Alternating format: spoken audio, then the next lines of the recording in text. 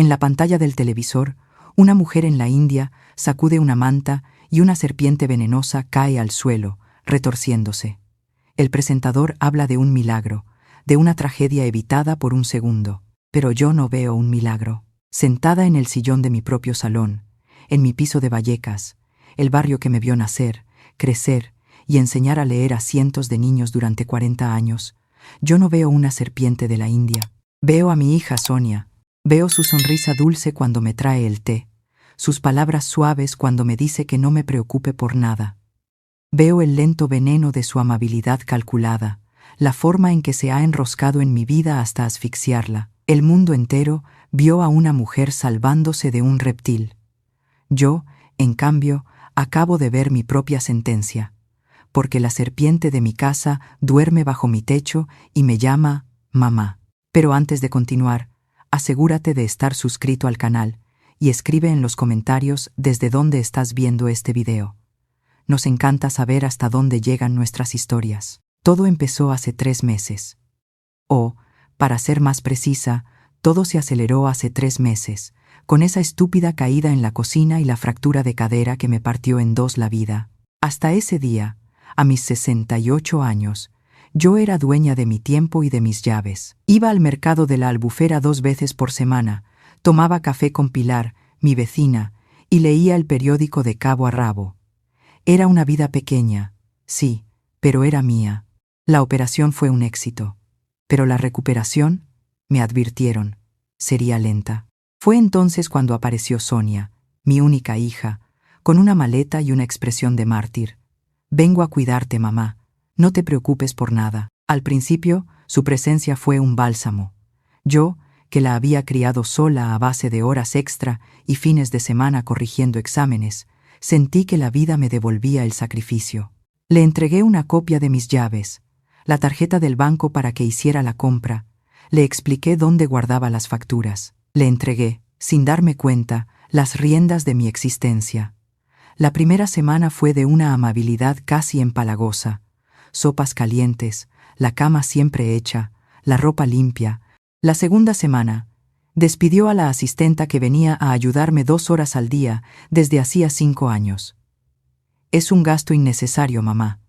Ahora estoy yo aquí, lo dijo con una lógica tan aplastante que no supe cómo protestar. ¿Cómo iba a quejarme de que mi propia hija quisiera cuidarme? Luego vinieron mis amigas. Cuando Pilar llamó para venir a verme, Sonia le dijo por teléfono que yo estaba muy cansada, que el médico había recomendado reposo absoluto. Lo oí desde el dormitorio. No era verdad. Yo ansiaba esa visita como un sediento anhela el agua.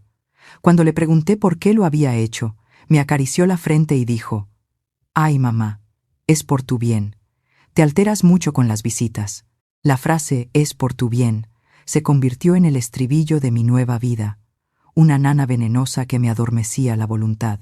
Cada vez que intentaba tomar una decisión, por pequeña que fuera, chocaba contra ese muro de algodón. El control se fue extendiendo como una mancha de humedad. Un día, el teléfono fijo desapareció de mi mesita de noche. «Lo he puesto en el salón, mamá. Así no te despiertas y suena por la noche». Pero yo ya no podía alcanzarlo. Mis finanzas pasaron a ser un misterio. Cuando le pedía 20 euros para comprarme una revista o unos dulces, ella suspiraba. «¿Otra vez, mamá?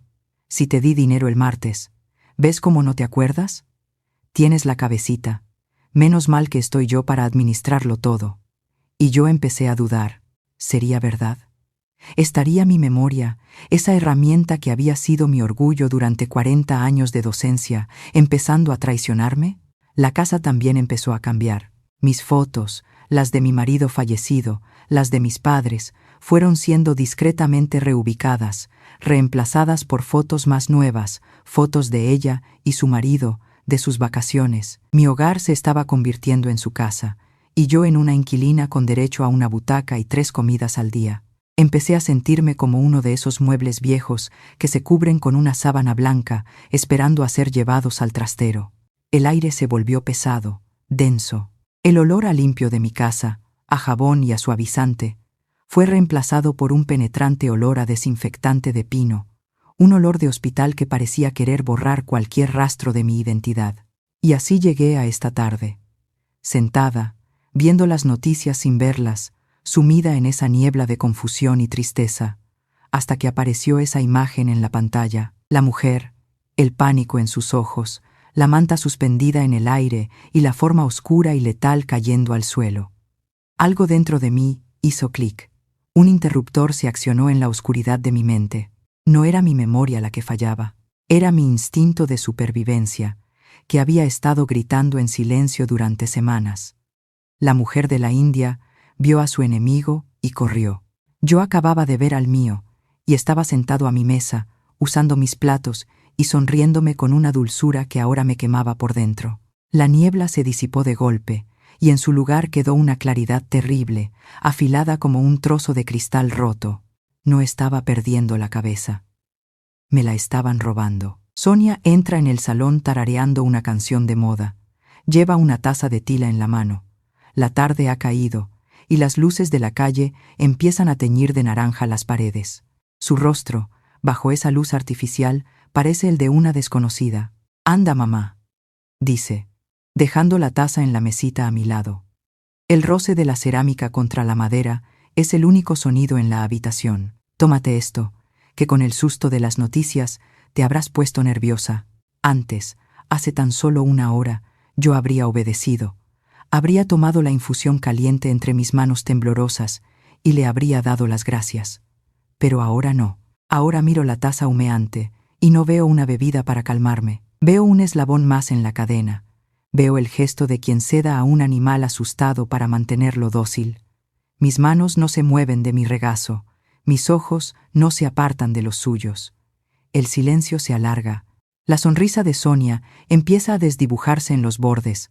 Una pincelada de impaciencia tiñe su mirada. Está esperando que yo, la viejecita dócil y confundida, cumpla con mi papel. Pero esa mujer, la de hace una hora, acaba de morir. Mi negativa fue un acto silencioso, casi imperceptible para el mundo exterior.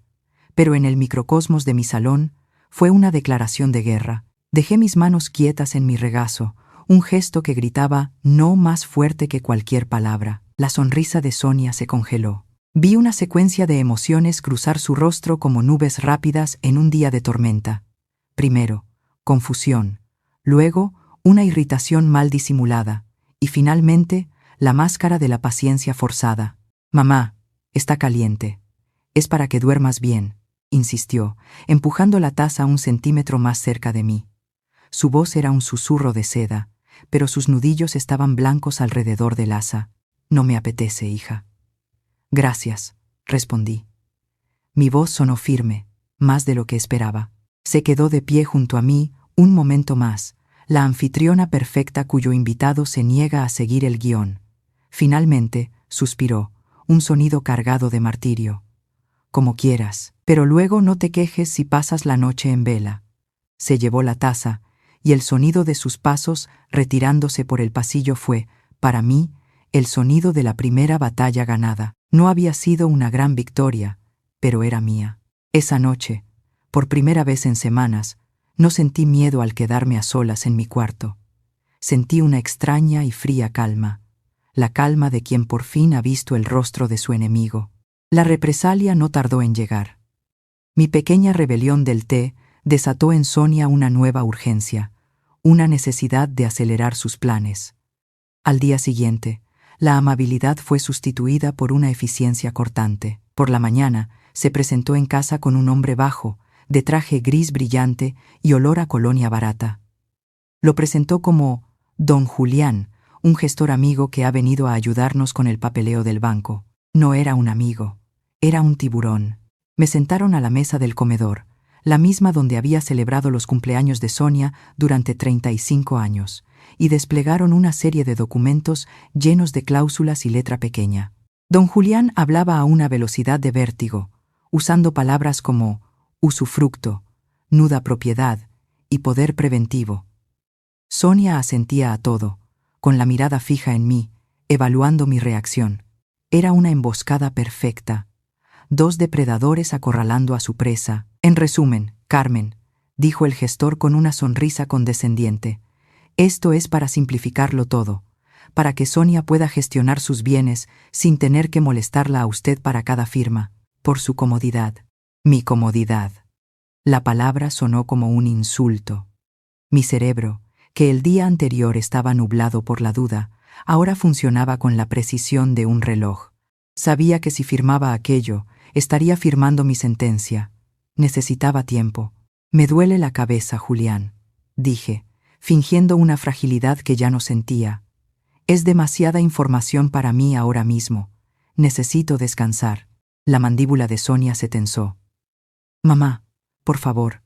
Don Julián ha venido hasta aquí solo por ti, y se lo agradezco mucho, respondí, mirando al hombre directamente a los ojos. Pero una decisión tan importante no puedo tomarla con jaqueca. Quizás otro día. Me levanté, apoyándome en mi andador, y me retiré a mi habitación, sintiendo sus miradas clavadas en mi espalda. La puerta de mi cuarto se cerró con un clic suave, pero para mí fue como bajar el telón de acero. Esa misma tarde, Sonia subió la apuesta. Entró en mi habitación sin llamar. En sus manos llevaba el teléfono inalámbrico que siempre había tenido en mi mesita de noche. He estado pensando, mamá, dijo, con un tono falsamente compasivo. Y creo que parte de tu estrés viene de las llamadas. Que si Pilar, que si las del club de lectura, te interrumpen las siestas, voy a dejar el teléfono en el salón. Si alguien llama con algo importante, yo te avisaré. Y sin esperar respuesta, se lo llevó. Me quedé mirando el hueco vacío en la mesita. Ahora sí. Ahora estaba oficialmente aislada. Sin asistenta, sin visitas, sin teléfono. Reducida a una existencia de 4 paredes. Pero ¿cómo luchar contra un fantasma que te sonríe y te llama mamá? ¿Cómo convencer al mundo de que la mano que te cuida es la misma que te ahoga? Sentí una oleada de desesperación, pero esta vez la rabia la venció. No me iba a rendir. Si me había quitado mis armas, yo encontraría otras nuevas. Fue entonces cuando la imagen de mi nieto, Leo, apareció en mi mente. Y con él, su último regalo de cumpleaños. El marco de fotos digital. Estaba en una estantería del salón, acumulando polvo. Sonia lo detestaba. Esas modernidades solo sirven para marearte, decía. Recordé a Leo explicándome con su parloteo de niño de 10 años. Mira, abuela, tiene un montón de funciones. Puedes ponerle música, vídeos y hasta grabar mensajes. Grabar mensajes. La frase resonó en mi cabeza con la fuerza de una campana. Esperé. Tuve que esperar casi 2 horas. 2 horas que se me hicieron eternas, hasta que Sonia salió a la farmacia. En el momento en que oí el cerrojo de la puerta principal, me moví más rápido de lo que mi cadera me había permitido en meses. Con el andador llegué al salón. Allí estaba. Lo tomé en mis manos. Era ligero, de plástico negro. Mis dedos, torpes por la artritis, navegaron por el menú táctil. Pasé por diapositivas, música, calendario. Y allí estaba, un pequeño icono de un micrófono con la palabra grabadora. Mi corazón latía con una fuerza desbocada. Pulsé el icono. La pantalla mostró un gran botón rojo. Lo pulsé. Una lucecita minúscula, casi invisible, parpadeó 3 veces y se quedó fija. Estaba grabando. Hablé en un susurro. Prueba. 1, 2, 3. Mi nombre es Carmen García. Pulsé el botón de detener. Busqué el archivo y le di a reproducir. Y entonces lo oí. Mi propia voz, saliendo del pequeño altavoz del marco. Clara, nítida, inconfundible. En ese momento, no sentí alegría.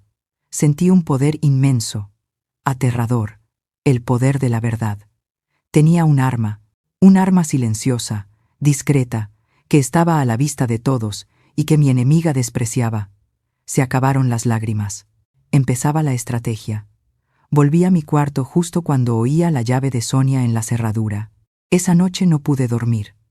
Mi mente, que llevaba semanas aletargada, era un hervidero de planes y posibilidades.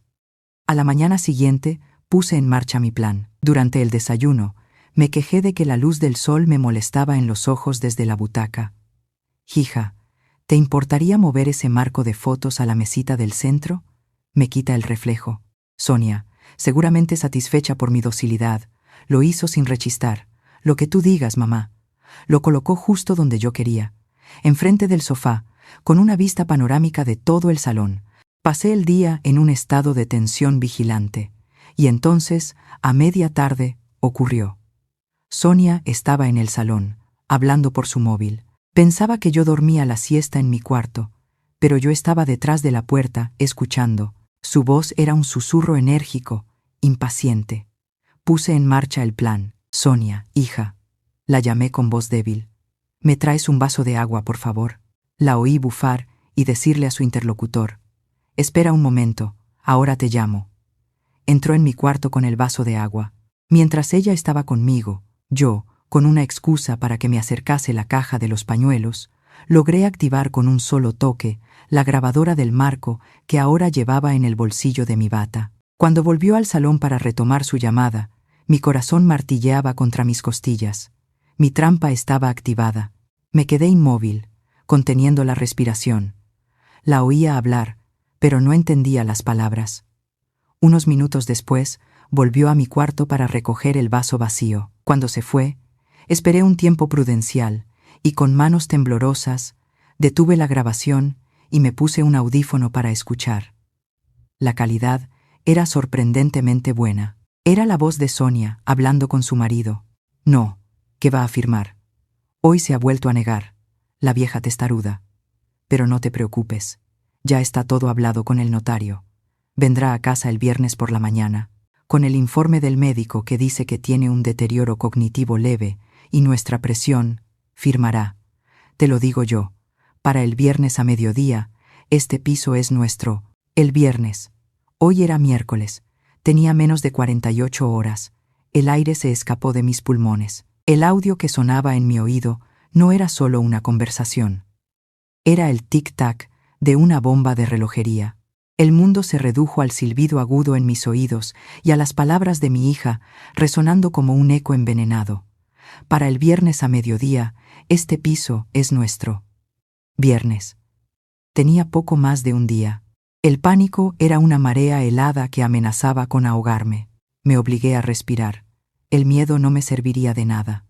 La mujer que había criado a una hija sola, que había lidiado con clases de 40 niños y con las hipotecas de un banco voraz, no podía derrumbarse ahora. Analicé mi situación como si fuera un problema de matemáticas.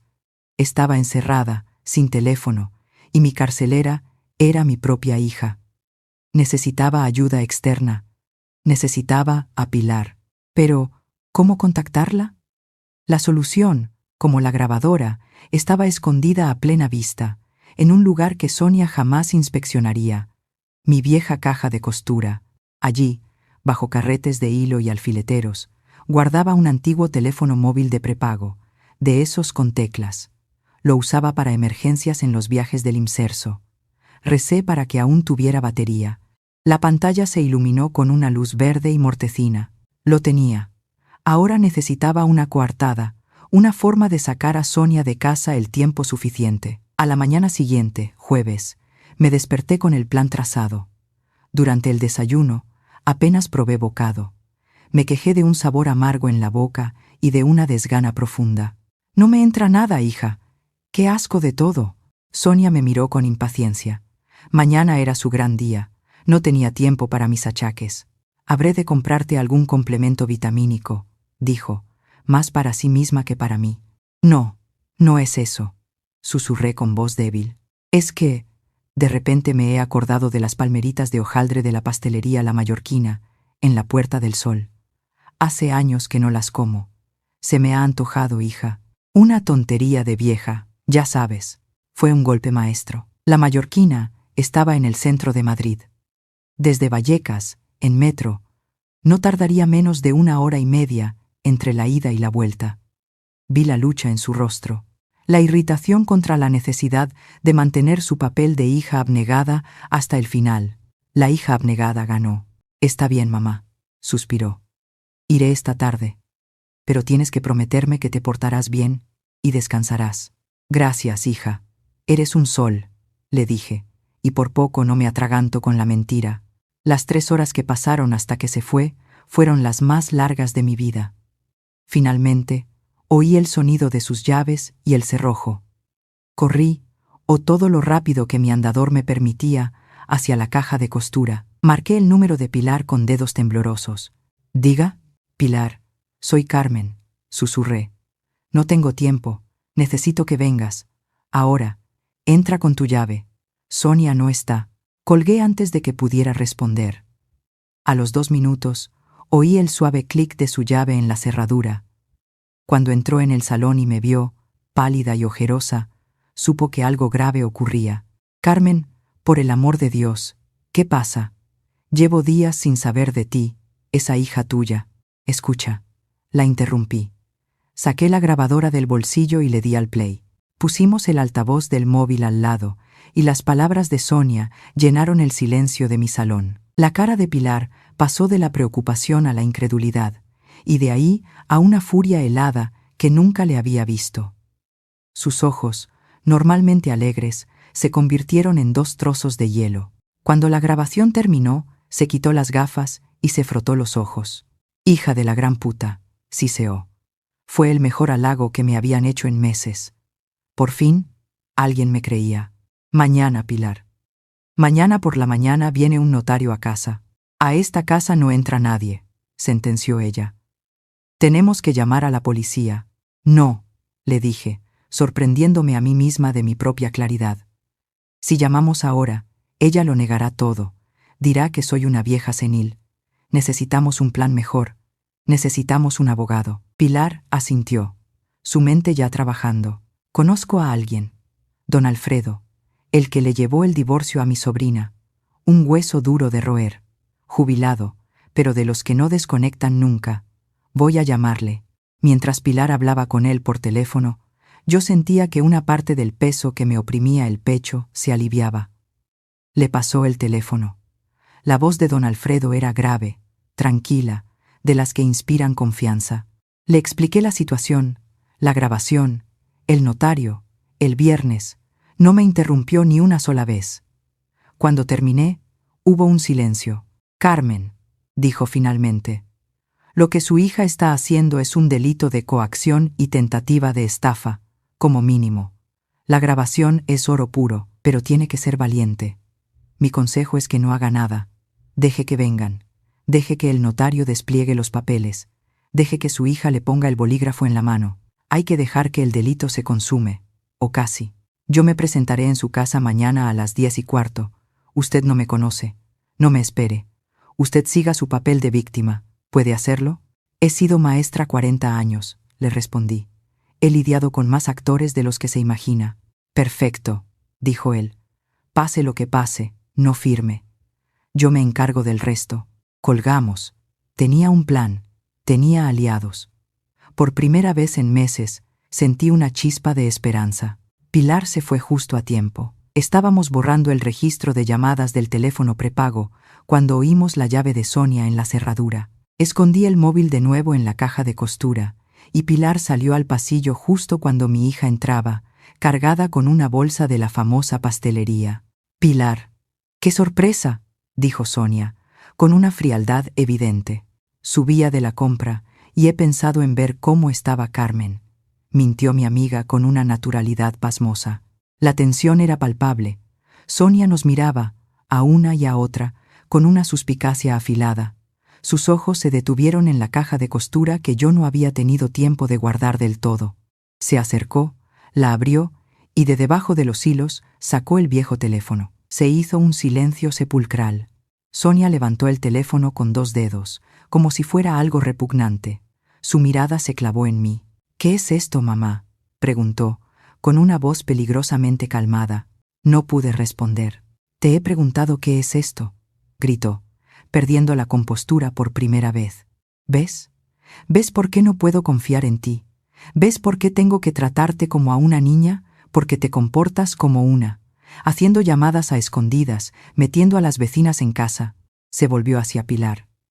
«Y tú, haz el favor de irte a tu casa y no volver a meter las narices donde no te llaman». Pilar, valiente, le sostuvo la mirada. «Vendré a ver a mi amiga cuando me dé la gana. Eso ya lo veremos», espetó Sonia. Arrancó la batería del teléfono, lo tiró a un cajón y acompañó a Pilar a la puerta, cerrando de un portazo. Cuando se volvió hacia mí, su rostro era una máscara de furia y decepción fingida. Estoy muy decepcionada, mamá. Mucho. Mañana hablaremos tú y yo. Se retiró a su cuarto, y yo me quedé sola, en mi sillón, temblando. Me había quitado mi última vía de comunicación. Mi única conexión con el plan era la palabra de un abogado al que no conocía, y la lealtad de una amiga a la que, quizás, ya no dejarían entrar. Esa noche, la noche del jueves, me acosté sabiendo que estaba completamente sola. Me acerqué al salón a oscuras y coloqué el marco de fotos en su sitio. Acaricié el cristal frío. Todo dependía de ese objeto, de una grabación, de mi capacidad para actuar. Mañana, a las 10, se abrirá el telón de la última función, y en esta obra yo no pienso ser la víctima. La noche del jueves fue un largo pasillo sin puertas. No dormí. Me quedé sentada en la oscuridad de mi cuarto, escuchando la respiración de la casa. Cada crujido del parqué, cada murmullo de las tuberías, sonaba como una advertencia. Repasé el plan de don Alfredo una y otra vez en mi cabeza, hasta que las palabras perdieron su significado y solo quedó el esqueleto del miedo. ¿Y si no venía? ¿Y si Sonia sospechaba algo y cancelaba la visita del notario? Mi única arma era un archivo de audio guardado en un objeto que mi hija consideraba basura. Era una defensa frágil contra una codicia tan sólida y real como los muros de mi casa. Al amanecer, cuando la primera luz grisácea se filtró por las persianas, no me sentía más fuerte. Me sentía como una funambulista mirando un abismo sin red. Sonia entró en mi cuarto a las 8 en punto. Su furia de la noche anterior se había evaporado, reemplazada por una dulzura empalagosa que me revolvió el estómago. Era su última actuación, y estaba decidida a abordarla. «Buenos días, mamá. ¿Has descansado bien?», preguntó, abriendo las cortinas de par en par. La luz me cegó. Me trajo el desayuno a la cama, una concesión que no había hecho en semanas. Me ayudó a vestirme, eligiendo un vestido de punto que yo odiaba, uno que me hacía parecer más frágil, más desvalida. Me peinó con una suavidad insultante, como si yo fuera una muñeca de porcelana. Cada gesto era una humillación, un recordatorio de que, para ella, yo ya no era una persona, sino un objeto que había que preparar para una transacción. Mientras sus manos se movían por mi pelo, mis ojos estaban fijos en el salón, donde el marco de fotos digital, mi caballo de Troya, esperaba en silencio. Me aseguré de que el piloto de grabación estuviera encendido antes de que me sentara en la butaca. El timbre sonó a las 10 en punto. Puntualidad de verdugo. Sonia fue a abrir y entró con un hombre corpulento, de unos 50 años, con un maletín de cuero y una mirada que parecía tasar cada mueble que rozaba. Era el notario, don Eusebio. No me saludó. Hizo un leve gesto con la cabeza en mi dirección y se dirigió a Sonia. «¿Dónde nos ponemos?» «Aquí, en la mesa del comedor, Eusebio. Estaremos más cómodos», dijo ella, y el uso de su nombre de pila confirmó su complicidad. Me condujeron a la mesa como a un cordero al sacrificio. Me sentaron en la cabecera. El notario abrió su maletín, con un chasquido que resonó en el silencio, y sacó una pila de papeles con el sello del Estado. El olor a papel timbrado y a tinta cara llenó el aire. «Bien, Carmen», comenzó él, sin mirarme, dirigiéndose a un punto en la pared por encima de mi cabeza. «Vamos a proceder a la lectura de un poder preventivo general y a un contrato de compraventa. Su hija Sonia ha tenido la amabilidad de prepararlo todo para facilitarle a usted la vida en vista de su delicado estado de salud». Mientras él leía una jerga legal incomprensible, yo no le escuchaba. Estaba concentrada en mi papel, dejaba que mi cabeza se inclinara ligeramente, que mis manos temblaran un poco sobre el regazo. De vez en cuando, miraba a Sonia con una expresión de desvalida confusión, y ella me respondía con una sonrisa tranquilizadora que era una obra maestra de la hipocresía. El marco de fotos, desde la estantería, lo grababa todo. La voz monótona del notario, los suspiros de mártir de Sonia, mi silencio calculado. Y por tanto, sé de la plena propiedad del inmueble Cito en la calle, a la Sociedad Gestión Patrimonial, S.L., representada aquí por doña Sonia Álvarez García, por un valor de 80.000 euros, concluyó el notario. 80.000 euros, por un piso que valía, como mínimo, 4 veces más. Era un robo a la luz del día, con la ley como cómplice. Es solo un formalismo, mamá, se apresuró a decir Sonia, para arreglar los papeles y que tú no tengas que preocuparte de nada. El notario me acercó el documento y un bolígrafo de plata. Firme aquí, por favor. El momento había llegado. El abismo se abría a mis pies. Miré la línea de puntos. Era el final de mi vida tal y como la conocía. Sentí un pánico real, un terror a que el plan fallara, a que don Alfredo no llegara. Mi mano temblorosa se acercó al papel. La punta del bolígrafo rozó la superficie. Y entonces sonó el timbre. La interrupción fue tan abrupta que los tres nos sobresaltamos. La cara de Sonia fue un poema de pura irritación. No me lo puedo creer. ¿Quién demonios será ahora?, masculló. No te muevas, mamá. Se levantó y fue a abrir la puerta con andares furiosos. Oí un murmullo de voces en la entrada, la de Sonia, tensa y cortante, y una voz masculina, grave y calmada. Soy el abogado de doña Carmen García, y les agradecería que no continuaran con esta firma hasta que yo esté presente. Sonia apareció en el umbral del salón, pálida como el papel que yo tenía delante. Detrás de ella, un hombre alto, de pelo cano y traje impecable, entró con la autoridad de quien se sabe en terreno propio. A su lado, como una sombra justiciera, estaba Pilar. El notario, don Eusebio, se puso en pie de un salto. ¿Cómo dice? ¿El abogado de quién? Esta señora no tiene ningún abogado. Ahí se equivoca, dijo don Alfredo, acercándose a la mesa. Mi clienta doña Carmen me contrató ayer, y me temo que lo que está sucediendo en esta sala tiene muy mala pinta, legalmente hablando. Se llama coacción a una persona en situación de vulnerabilidad. Sonia encontró su voz. Era un chillido. «Esto es cosa tuya», me gritó, señalándome. «Y tuya», espetó a Pilar. «Le habéis llenado la cabeza de porquería a mi madre. Ella no está bien, está confundida. Mi madre necesita ayuda, no abogados», continuó, dirigiéndose a don Alfredo. «No sabe lo que hace, curiosamente», dijo don Alfredo, con una calma glacial. «Tengo aquí algo que demuestra que quien sabe perfectamente lo que hace es usted, doña Sonia». Y entonces sacó de su maletín un pequeño altavoz Bluetooth. Lo encendió. El silencio era tan denso que se podía cortar. Don Alfredo pulsó una tecla en su móvil, y la voz de mi hija llenó la habitación. «No, ¿qué va a afirmar? Hoy se ha vuelto a negar, la vieja testaruda. Pero no te preocupes, ya está todo hablado con el notario. Vendrá a casa el viernes por la mañana, con el informe del médico que dice que tiene un deterioro cognitivo leve, y nuestra presión firmará. Te lo digo yo, para el viernes a mediodía, este piso es nuestro». Si el silencio anterior era denso, el que siguió a la grabación fue un agujero negro. El color desapareció del rostro de Sonia. Su boca se abrió y se cerró, sin emitir sonido. El notario miraba el altavoz como si fuera una serpiente a punto de morderle. Empezó a sudar. Esto es una grabación ilegal», balbuceó. «Es la grabación de un delito flagrante, obtenida en una propiedad privada por la dueña de la misma», le corrigió don Alfredo. «Y usted, como fedatario público, es cómplice».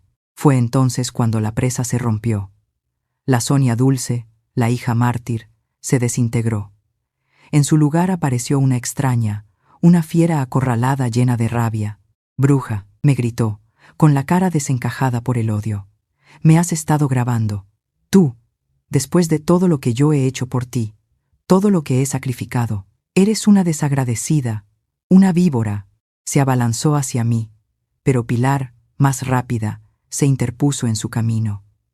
El notario, mientras tanto, ya estaba metiendo sus papeles en el maletín a toda prisa.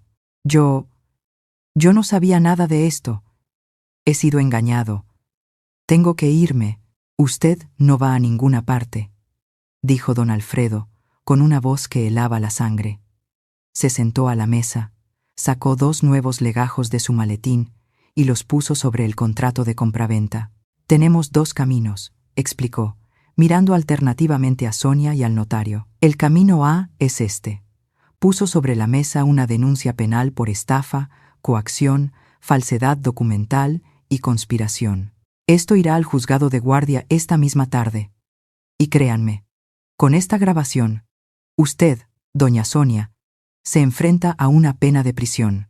Y usted, don Eusebio, a la inhabilitación de por vida y probablemente también a la cárcel. Y luego, continuó, deslizando el otro documento por la mesa, está el camino B, un acuerdo privado. Doña Sonia, usted firma ahora mismo este documento en el que renuncia a toda herencia presente y futura de su madre y se compromete a no acercarse a ella a menos de 300 metros. Usted, don Eusebio, firma como testigo y redacta un acta notarial gratuita dando fe de este acuerdo. A cambio, mi clienta olvida el camino A. Tienen 1 minuto para decidir. El notario, temblando, le arrancó el bolígrafo de la mano a Sonia y firmó como testigo sin siquiera leerlo. Sonia me miró. En sus ojos no había arrepentimiento, solo un odio puro, infinito. Cogió el bolígrafo y con una mano que temblaba de rabia, garabateó su nombre en la línea de puntos. La misma línea que, minutos antes, estaba destinada a mí. Ahora, dijo don Alfredo con la misma calma mortal, tiene usted 1 hora para recoger sus efectos personales y entregar la llave de esta casa. La señora Pilar se quedará para asegurarse de que lo cumple. Y ahora, si nos disculpan, mi clienta y yo tenemos que hablar. El notario salió huyendo casi corriendo. Sonia, lanzándome una última mirada cargada de veneno, se fue a su cuarto dando un portazo que hizo temblar las paredes. De repente, el salón quedó en silencio. Don Alfredo me miró y asintió levemente, una señal de respeto. Pilar puso una mano en mi hombro. Estaba a salvo. Había ganado. Mi casa seguía siendo mía, pero mientras oía los ruidos furiosos de mi hija en la habitación de al lado, el sonido de cajones que se abrían y se cerraban con violencia, el sonido de una vida que se empaquetaba a toda prisa para desaparecer de la mía, no sentí el alivio de la victoria. Solo un vacío inmenso, helado y desolador. La hora que don Alfredo le dio a Sonia se consumió en un silencio tenso, roto únicamente por los sonidos secos y violentos que llegaban de la habitación del fondo. El ruido de un cajón cerrado de un golpe, el roce áspero de una cremallera, el clic definitivo de una maleta. Yo permanecía sentada a la mesa del comedor, con las manos sobre el acuerdo que acababa de firmar mi hija. Pilar estaba de pie junto a la puerta de entrada, una centinela silenciosa y leal. Don Alfredo revisaba sus papeles con una calma profesional que me anclaba a la realidad. A las 11:30 en punto, Sonia salió. No llevaba una maleta, sino 2. Su rostro era una máscara de mármol, pálido y surcado por una ira fría. Evitó mirarme. Se dirigió a la puerta, donde Pilar la observaba sin pestañear. «La llave», dijo Pilar con la voz plana. Sonia rebuscó en su bolso y sacó mi llavero, el que yo le había dado hacía 3 meses. Lo dejó caer sobre la mesita de la entrada. El sonido metálico fue desproporcionadamente alto, un punto final resonando en el aire cargado. Luego, sin una palabra, sin una última mirada, abrió la puerta y se fue. La oímos arrastrar las maletas por el pasillo. El ascensor sonó, y después, nada, silencio. El silencio que dejó no era de paz, era un silencio denso, pesado, como el que queda en una casa después de que se lleven el cuerpo de un difunto. Don Alfredo se acercó a mí. «Carmen», dijo con amabilidad, «ha sido usted muy valiente. Si necesita cualquier cosa, aquí tiene mi tarjeta. No dude en llamar». Le di las gracias, aunque no recuerdo qué palabras usé. Él y Pilar intercambiaron una mirada, y mi amiga asintió. «Yo me quedo un rato con ella, Alfredo. Gracias por todo». Cuando el abogado se fue, Pilar cerró la puerta, esta vez con suavidad. Se acercó y me puso una mano en el hombro. «Se acabó, Carmen. Por fin se acabó. Te has quitado un monstruo de encima». Y entonces, en la seguridad de la amistad, me derrumbé. No fue un llanto ruidoso, sino un sollozo silencioso, interno, que me sacudió el cuerpo entero. Lloré por la hija que había adorado, por los 35 años de recuerdos que ahora parecían una farsa. Lloré por la traición, que dolía más que cualquier hueso roto. Lloré por la mujer ingenua que había abierto la puerta de su casa y de su vida, sin ver al depredador que se escondía detrás de la sonrisa de su propia sangre. Pilar me dejó llorar. Me preparó una tila, una de verdad, esta vez, y se sentó a mi lado, en silencio, mientras yo intentaba juntar los pedazos de mi mundo roto. Cuando por fin pude hablar, mi voz era un susurro ronco.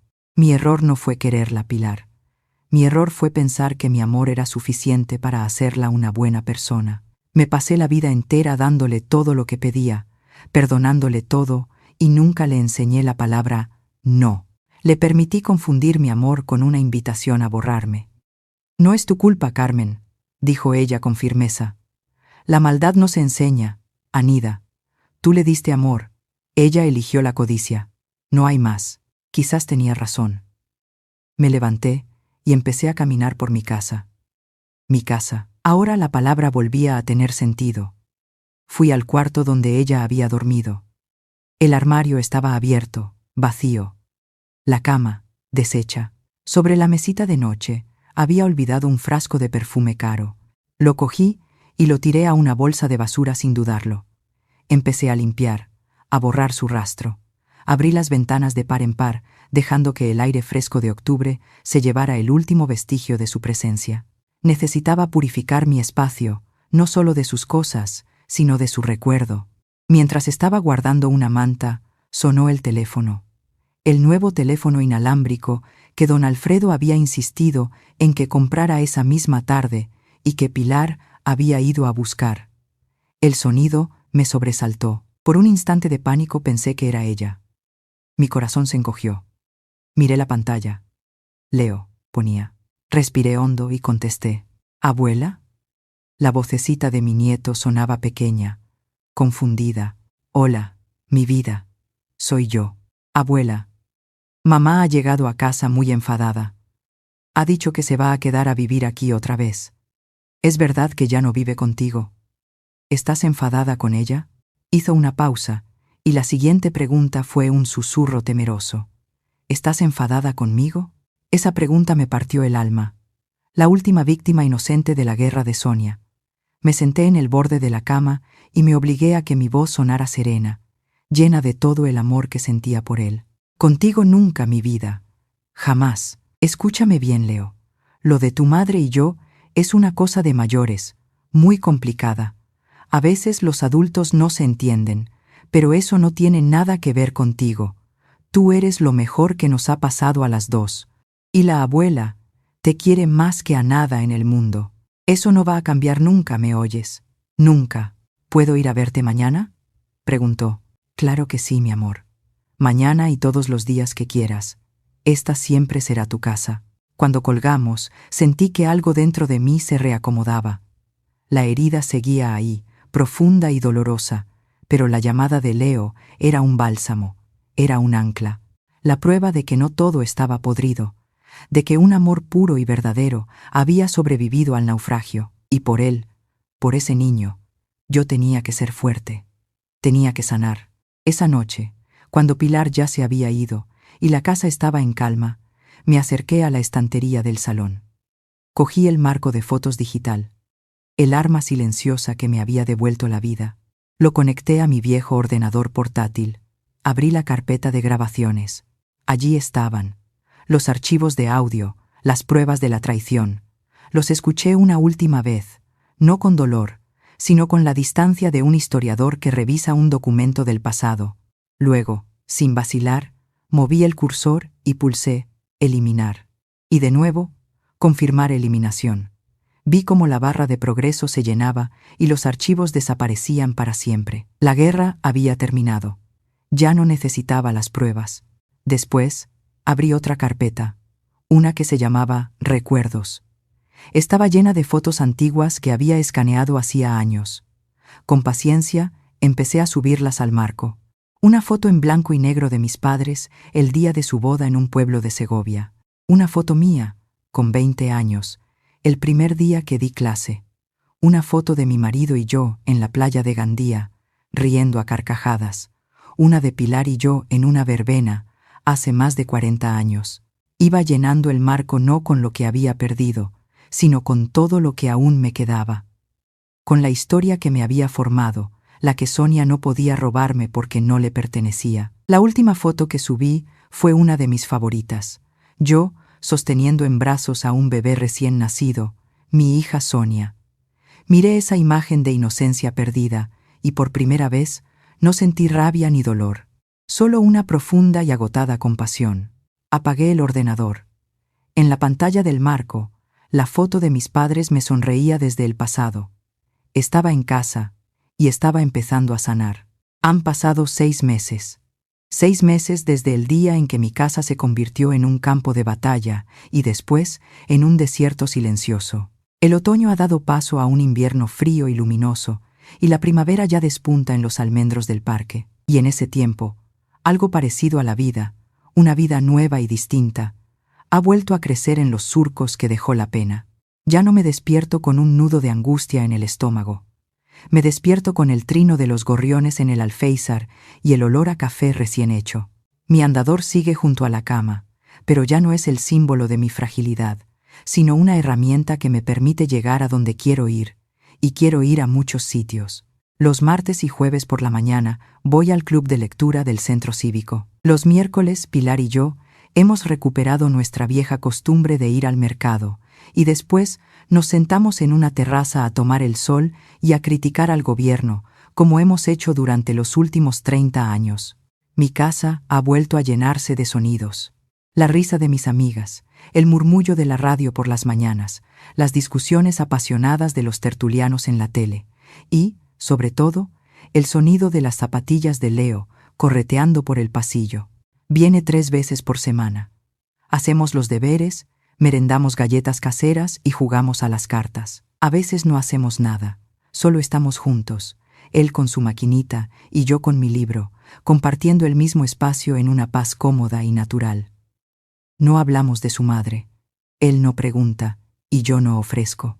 Sabe que puede llamarla desde mi teléfono cuando quiera, y a veces lo hace, encerrándose en el cuarto de invitados. Yo respeto su silencio, su lealtad dividida. Él es un niño atrapado entre 2 mundos, y mi casa es su refugio seguro. Proteger ese refugio es ahora la misión más importante de mi vida. La habitación donde durmió Sonia durante esos meses de asedio se ha transformado. No podía soportar entrar ahí, ver el fantasma de su presencia, así que un día, con la ayuda de Leo, sacamos los muebles, los donamos a una organización benéfica y pintamos las paredes de un color azul cielo. Compramos una gran mesa redonda, 2 estanterías y las llenamos de libros, enciclopedias viejas, novelas de aventuras, mis antiguos manuales de gramática. He vuelto a ser la Seño Carmen. 2 tardes por semana. La habitación se llena con las voces de 4 o 5 niños del barrio, incluido Leo. Les ayudo con las matemáticas, con la sintaxis, con la historia. No cobro nada. Lo hago por el placer de ver cómo se ilumina una cara cuando por fin entiende un problema, por el olor a goma de borrar y a lápiz afilado. Lo hago porque me recuerda quién soy. Mi valor no estaba en el piso que Sonia codiciaba, sino en el conocimiento que nadie me podía arrebatar. Hace un par de semanas, recibí una carta certificada. Era de un bufete de abogados. El corazón me dio un vuelco, un eco del viejo pánico. La abrí con manos temblorosas. Eran los papeles del divorcio de Sonia. Su marido y ella se separaban. La leí con una extraña sensación de distancia, como si leyera la noticia de unos desconocidos. El documento mencionaba la situación económica precaria de la pareja como uno de los motivos de la ruptura. La codicia, al parecer, había devorado su propio nido. No sentí ninguna satisfacción. Doblé el papel y lo guardé en un cajón. Su historia ya no era la mía. Hoy, mientras recogía los libros después de la clase de apoyo, Leo me ha señalado el marco de fotos digital que ahora reposa sobre mi viejo escritorio. Abuela, me ha dicho, ahí solo tienes fotos de gente muy antigua. Me he reído. Es mi historia, cariño. ¿Por qué no pones fotos nuestras? ¿De ahora?, preguntó. Le miré. Sus ojos curiosos, su sonrisa sincera. Tenía razón. Mi historia no era solo el pasado, también era este presente frágil y precioso. Tienes toda la razón del mundo, le he dicho. Este fin de semana, tú y yo vamos a hacernos muchas fotos, y vamos a ponerlas las primeras de todas. Su cara se ha iluminado. Esa luz es mi recompensa. Es la prueba de que, incluso en la tierra más calcinada, siempre puede brotar una flor. Ya no pienso en serpientes ni en venenos. He aprendido que la traición, como una enfermedad, te consume si dejas que se enquiste. Pero si la extirpas, aunque la cicatriz quede para siempre, se puede volver a vivir, y se puede vivir bien.